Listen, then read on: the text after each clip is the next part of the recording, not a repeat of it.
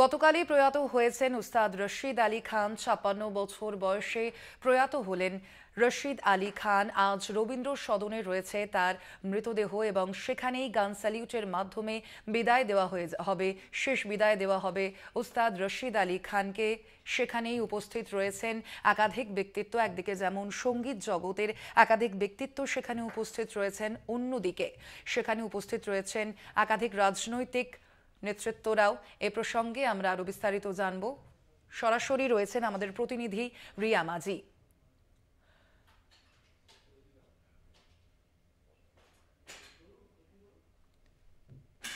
রবীন্দ্র সদনে উপস্থিত রয়েছেন উষা উত্থুপ, হৈমন্তী শুক্লা সহ অন্যান্যরা। এই মুহূর্তে রয়েছেন প্রতিনিধি রিয়া মাঝি। রিয়া, এই মুহূর্তে ঠিক কি ছবি দেখতে পাচ্ছ? কখন তার শেষকৃত্য সম্পন্ন হবে?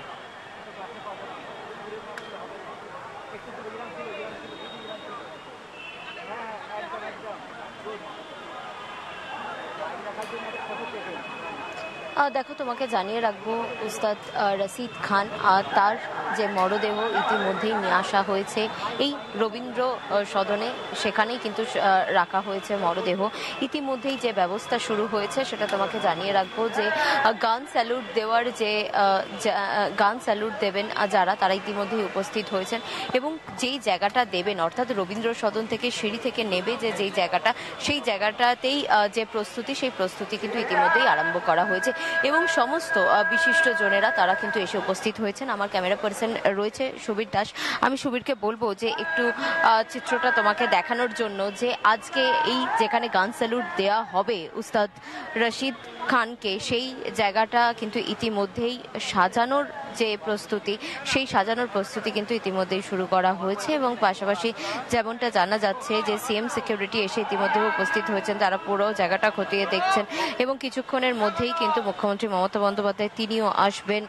তাছাড়াও যেটা দেখা যাচ্ছে যে একের পর এক বিশিষ্ট ব্যক্তিরা সঙ্গীত জগতের তারা যেমন আসছেন এবং টলিউড ইন্ডাস্ট্রি যারা রয়েছেন তারাও কিন্তু ইতিমধ্যে আসতে শুরু করেছেন।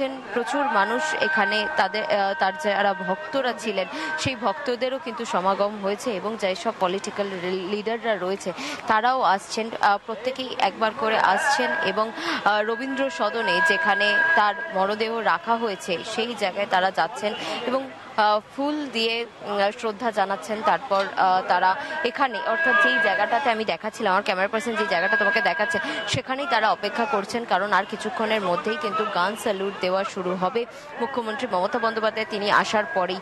এবং উস্তাদ রশিদ খান তার পরিবারের যারা রয়েছে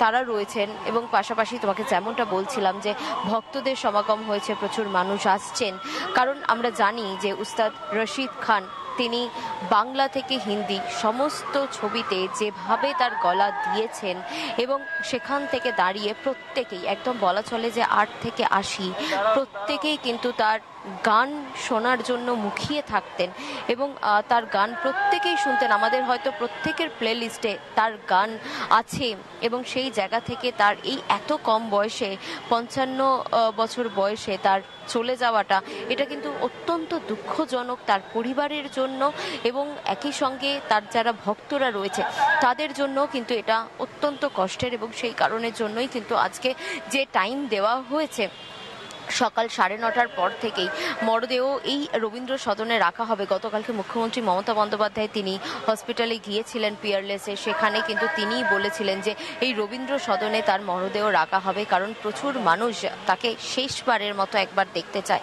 সেই কারণের জন্যই কিন্তু এই ডিসিশন নেওয়া হয়েছে, পরিবারকে রাজি করানো হয়েছে যাতে তার যারা ভক্তরা রয়েছেন, অর্থাৎ উস্তাদ রশিদ খানের যারা ভক্তরা রয়েছেন তারা যাতে এসে একবার শেষ দেখতে পারে।